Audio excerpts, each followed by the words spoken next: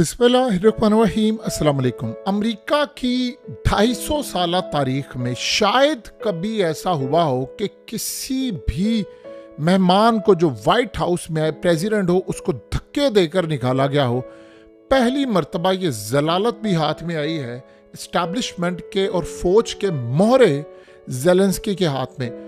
लेकिन इसके बाद जो होने वाला है और जो हुआ है, यूरोप की कई कंट्रीज ने ट्रंप के खिलाफ ऐलान जंग कर दिया है और इस सारी सूरत हाल में हमने अपनी आंखों से देखा और ये जिंदगी में शायद ही कभी किसी ने इस तरह के मनाजिर देखे हो जहां पर किसी को जलील करके निकाला गया हो, प्रेस कॉन्फ्रेंस मनसूख, मुआहदे मनसूख और उसके बाद सारे मामला। ये हुआ क्या है कि आप इमेजिन करें कि कल रात को ऐसा सिनेरियो बना कि अमेरिका की स्टॉक मार्केट बजाय ड्रॉप होने के वो पूरी तरह हायर लेवल नोट पर जाकर क्लोज होती है और स्टॉक्स आसमान पर चले गए।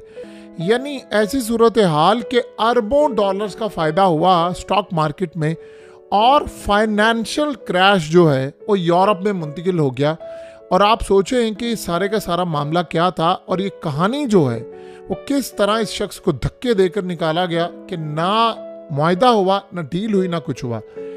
असल में लड़ाई का आगाज होता है कि वहां पर ज़ेलेंस्की बदतमीजी कर रहा था और एक दफा नहीं कई दफा उसने बदतमीजी की। मिसाल के तौर पर अब ट्रंप ने आगाज किया, ट्रंप ने बातचीत की, ये बंदा बार बार करता क्या है, यानी कभी मुंह के जाविये बना रहा है, कभी पुतिन को बुरा भला कह रहा है, कभी अपनी आईब्रोज को उठा रहा है।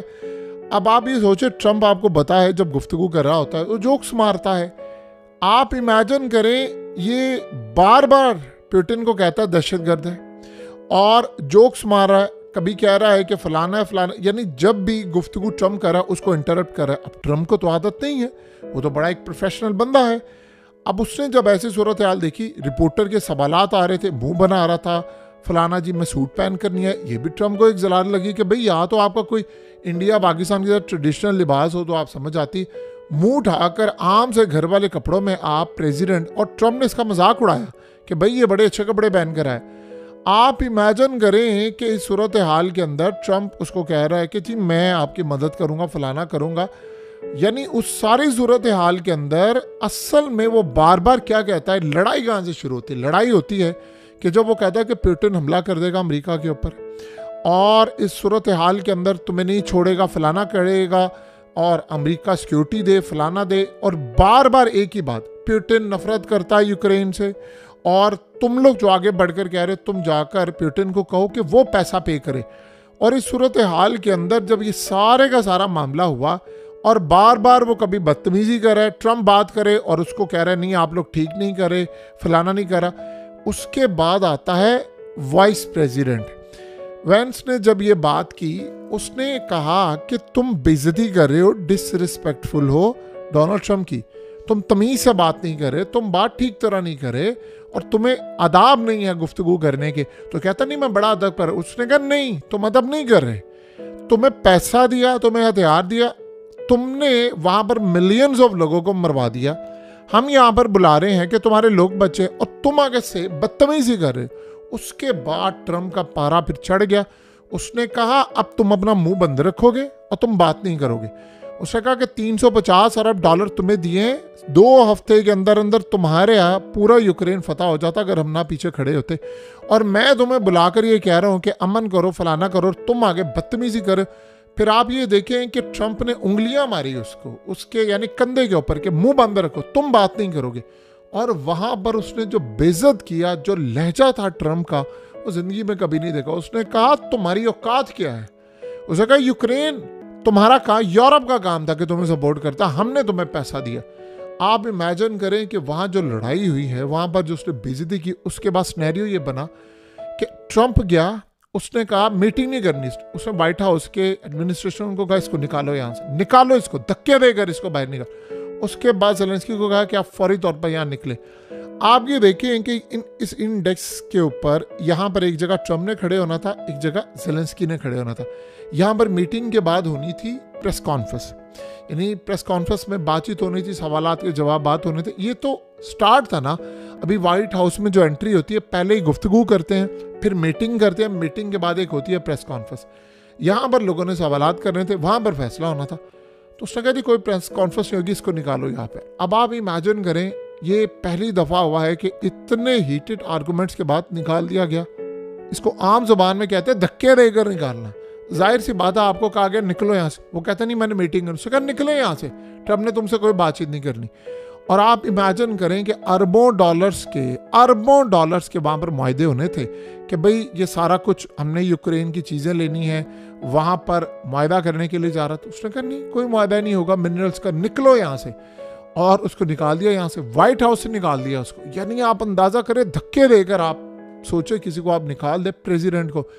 उसने, ट्रम्प ने कहा तुम्हारे पास कोई कार्ड नहीं है, तुम्हारे पास कोई ऑप्शन नहीं है कि तुम यहां पर बैठकर गुफ्तगू कर सको। तुमने लाखों लोग मरवा दिए, सदारती उम्मीदवार भी नहीं है तुम्हारा सदारत का टाइम भी पूरा हो चुका है, तुम इलीगल प्रेसिडेंट के तौर पर, यानी इलीगल तो रह रहा है, तो तेरी औकातों से का कोई कार्ड नहीं है, निकल यहां से तू। अब जो हम कहेंगे तुम सिर्फ वही करोगे। और आगे से वो बदतमीजी कर रहे हैं, नहीं तुम उसकी साइड ले रहे हो, फलाना ले रहे हो। उसने कहा निकल पुत्र यहाँ से, तू तो, तेरी तो औकात ही नहीं है। बहरहाल इसको निकाला। अब आप जरा इमेजिन करें कि हुआ क्या। स्टॉक मार्केट ऊपर चली गई, स्टॉक मार्केट बजाय नीचे जाने के ऊपर चली। क्यों? वहां पर कंपनीज खुश हुई कि भाई फाइनेंशियल क्रैश नहीं आ रहा। फाइनेंशियल क्रैश आता है जब जंग होती है। जब अमेरिका हाथ हटा लिया तो वहां पर आप सोचें कि कल कंपनीज के स्टॉक्स आसमान पर जाना शुरू हो गए। आसमान पर स्टॉक्स जा रहे हैं। और उसके बाद हर कंपनी, नैस्डैक से लेकर तमाम जितनी कंपनीज उनके अंडर स्टॉक मार्केट में आती ऊपर जा रही हैं। और यानी ऑलमोस्ट इतना, यानी जो स्टॉक्स है वो हायर नोट पर जाकर ख़त्म होते हैं। और लोग बड़े खुश हैं और कंपनीज खुश हैं। क्यों? ट्रम्प पैसा नहीं दे रहा, हथियार नहीं देगा। जब वो नहीं देगा तो जंग बंद होगी, जब जंग बंद होगी तो स्टॉक मार्केट ऊपर जाएगी। तो आप ये सोचें कि मार्केट के ऊपर इतना ज़्यादा इसका असर आया कि फाइनेंशियल क्रैश होना था वो नहीं हुआ। और वो क्रैश मुंतकिल हो गया यूरोप का। अब यूरोप ने क्या किया? इन्होंने ऐलान जंग कर दिया। ट्रम्प ने उसको कहा या डील कर लो या हम आउट हो जाएंगे। अगर डील नहीं की तो तुम्हें फिर छोड़ेगा नहीं। रिपोर्टर वहां पर कहता है कि जी आप ये फलाना क्या करें। ट्रम्प ने कहा कि तुम्हारे सर पर आकर बॉम्ब मार दे अगर रूस, तो फिर क्या करोगे? बड़ा लम्हा था कि असल में वहां पर इस्टेब्लिशमेंट के, जाहिर सी बात आपको पता है कि जो इस्टेब्लिशमेंट ने और फौज ने और एजेंसियों ने अपने रिपोर्टर बिठाए होते हैं, वो डिसरिस्पेक्ट कर रहे थे ट्रम्प की। तो उसने कहा कि बम मार दे वो वहां पर। और सबसे मजेदार बात जो ट्रम्प ने वहां पर कही कि ज़ेलेंस्की को कि तुम तीसरी जंग अजीम की तरफ मामला लेकर जा रहे हो तुम्हारे इन करतूतों की वजह से।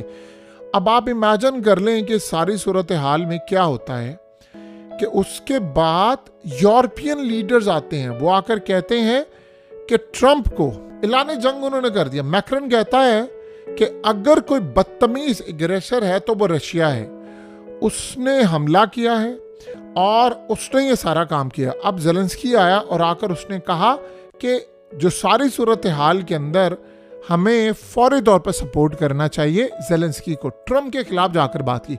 और आप इमेजिन करें कि जब ट्रम्प ने और यानी उसके जो वाइस प्रेसिडेंट था उसने ज़ेलेंस्की को कहा तुम्हें शुक्रगुजार होना चाहिए कि तुम्हें 350 अरब डॉलर्स दिए, तो तुम कहता नहीं मैं तो शुक्र अदा करता हूँ, तुम्हारा शुक्रिया कई दफ़ा कहा। उसने कहा नहीं तुमने किया। अब आप ज़रा अंदाज़ा कर लें कि सारी सूरत हाल के अंदर यानी अजीबोगरीब मामला है कि बरतानिया का प्राइम मिनिस्टर, उसने ट्रम्प और इसकी लड़ाई के बाद कहता है जी हम तो खड़े हैं इसके साथ, यानी यूक्रेन के साथ। और इसी तरह यूरोपियन जो लीडर्स थे और ये तमाम लोग इस सारे मामले पर क्लियर हो गए। यानी इटली की जो प्राइम मिनिस्टर है वो असल में ट्रम्प की एलाई है, वो खड़ी हो गई इस सारी सूरत हाल के अंदर। कोई ट्रम्प के साथ खड़ा है, कोई फलाने के साथ खड़ा है, कोई जर्मनी का उधर। यानी आप देखिए स्पेनिश, जर्मनी सारे एक दूसरे के खिलाफ करें, एक आधा को ट्रम्प के साथ खड़ा था। और इस सूरत हाल के अंदर मामलात इतने ज़्यादा ख़राब हो गए कि इलॉन मस्क ने आकर वो कमाल काम किया। उसने कहा इसको तो धक्के देकर निकाल दिया है, अब वक्त आ गया है कि मैं 350 अरब डॉलर का हिसाब लूँ। यहाँ पर आकर ये सारे फंसते हैं। जर्नैल तो फंसेंगे, अमेरिका के एजेंसियों के लोग तो फंसेंगे, CIA का डायरेक्टर तो फंसेगा, जिन्होंने हराम माल खाया है, लोगों को मरवाया है, जंगों में डॉलर्स कमाए हैं, फौजियों को मरवाया है और पैसा बनाया है। तो वो तो किसी सूरत नहीं छोड़ने वाला। उसने कह दिया अब ठीक है, वक्त आ गया, निकालो इनको, और इनसे $350 अरब का हिसाब लो, हमें तुम्हें एड दी थी, कहाँ पर गया। बहरहाल ऐसी जलालत अमेरिका की तारीख में किसी सदर के साथ नहीं की गई जो ज़ेलेंस्की के साथ हुआ। कमाल ढीठ बंदा है, कमाल ही ढीठ बंदा है। उसके बाद कहता मैं क्यों मांगू ट्रम्प से माफी, ट्रम्प को मैं क्यों माफी मांगू, मैं उसकी इज्जत करता हूं, मैं कोई नहीं माफी मांगूंगा। जो मैंने कहा बिल्कुल ठीक है।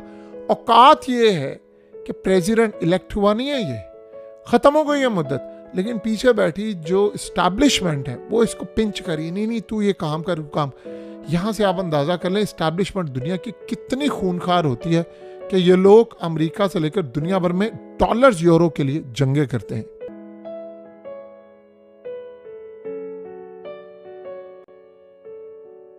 हकीकत टीवी को सब्सक्राइब करना मत भूलें, वीडियो को लाइक करें, शेयर करें और कमेंट सेक्शन में अपनी राय का इजहार जरूर करें।